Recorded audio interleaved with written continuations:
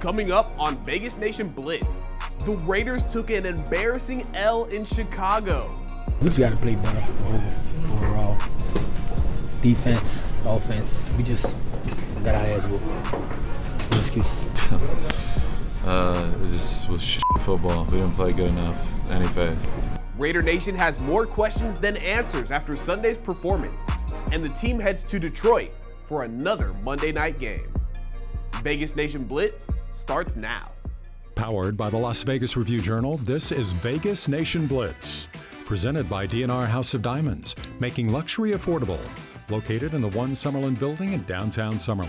The Raiders had some momentum going into Sunday's game against the Bears. The team was riding on a 2-game winning streak, and despite the questions about who would be at quarterback, they were going into Chicago to take on a team struggling in its own right, with an unsigned Division II quarterback making his first NFL start. Now, spoiler alert, the Raiders lost that game 30-12. It's about doing your job at the best level you possibly can on a play-to-play basis, and that's the focus every single day. Not only for myself, but our D-line, our defense, our offense in general. We got to play better, complementary football. It just wasn't good enough. It was literally an embarrassment. We got coached. We got to coach better, play better, compete better. There's a lot we can do better. I know our team's better than that, but we certainly didn't put it out there on the field yesterday. So we got a lot to improve on, and that's what we're going to do today. To further dissect this loss to the Bears, we're going to go ahead and bring in Review Journal sports columnist Sam Gordon. And Sam, you have an article out in the Review Journal right now. You guys go ahead and check that out, vegasnation.com, free plug for you, where you kind of went through and dissected these losses as well. The Bears loss is one thing, but when you have the Baker Mayfield Rams loss from last year and the Jeff Saturday Colts loss from last year as well, we have a little bit of a track record through 24 games of Josh McDaniels as having some really wild and embarrassing losses, and you kind of called them pathetic, right? So after this loss on Sunday, what do you make of this team and Coach Josh McDaniels after taking that L? Well, Dre, 9-15 in Las Vegas is Josh McDaniels. Worst winning percentage here than he had in Denver. We know he didn't make it through 2 seasons in Denver. That being said, with the Raiders, he inherited a team that was in the top 8 in yards per game. Right now, they're in the bottom 6 in the NFL. That with personnel, majority of which assembled by McDaniels and Dave Ziegler. Their quarterbacks lead the NFL with 12 interceptions.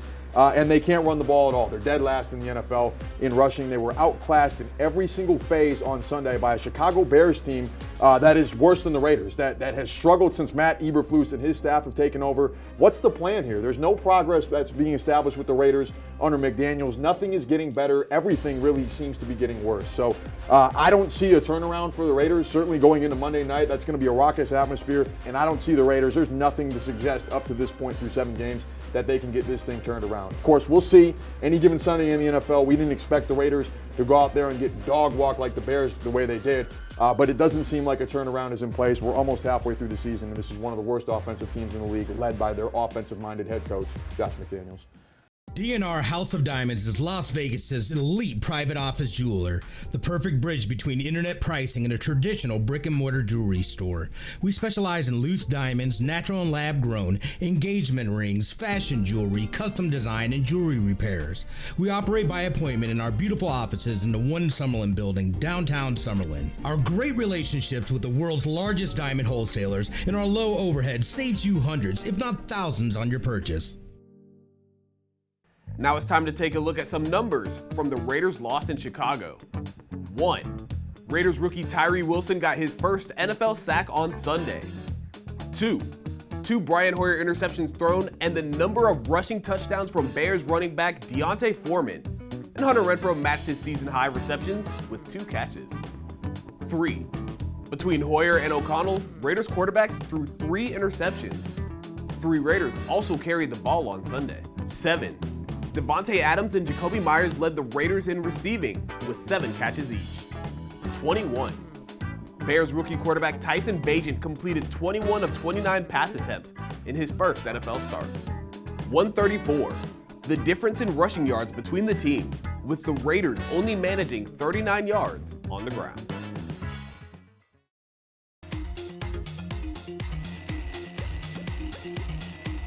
Yes, it's time for Fast Takes, and the Raiders are headed back to the Midwest for the second straight week as they go to Motown looking to find sunshine on a cloudy day. And yes, that's what last week was. It was ugly, it was awful, it was embarrassing, it was humbling. All those words have been used.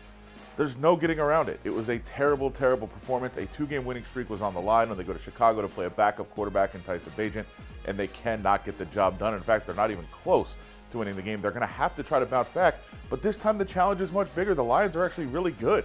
There's a reason this game is on prime time, and it's not because of the Raiders. The Lions are a legitimate franchise now, and the Raiders are going to have to try to overcome that in what should be a wild environment.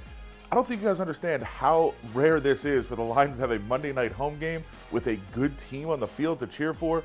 That's going to be the biggest challenge for the Raiders, to get in there, quiet the crowd, not let them take over this game with their emotion, and it's going to be a big test because Jared Goff is much, much better at home than he is on the road. That's the Lions quarterback, and it's going to be a really, really tough game.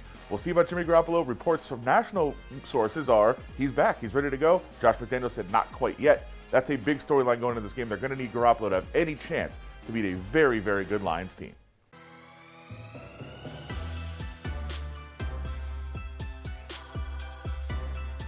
Earlier this week, Mark Davis got to wash away the stench of the Raiders losing in Chicago with the Aces celebrating back-to-back WNBA championships. So let's take a look at the Raiders sister squad's party on the Las Vegas Strip. It's harder to win a championship. It's even harder to repeat. But when you got great women running an organization, and Becky Hammond, the greatest coach in the world, and you got 12 badass women that know how to play basketball, and you surround them with an organization that knows just one thing, and that's to just win. That's what you get. Las Vegas, we are still the world champions. I said, where my dogs at?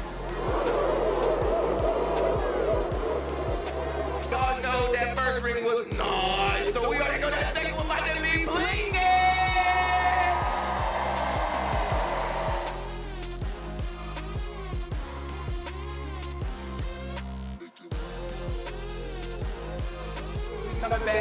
We coming back, baby. We're gonna do this again. Let's do this.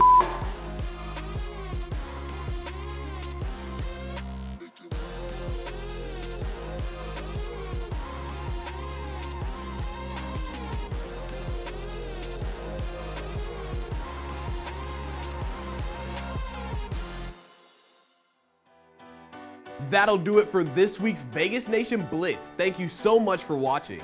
The Raiders have adjusted their practice schedule again for another Monday night game, so we will see you again on Sunday for Vegas Nation Game Day. But in the meantime, be sure to read all of the team's work at vegasnation.com.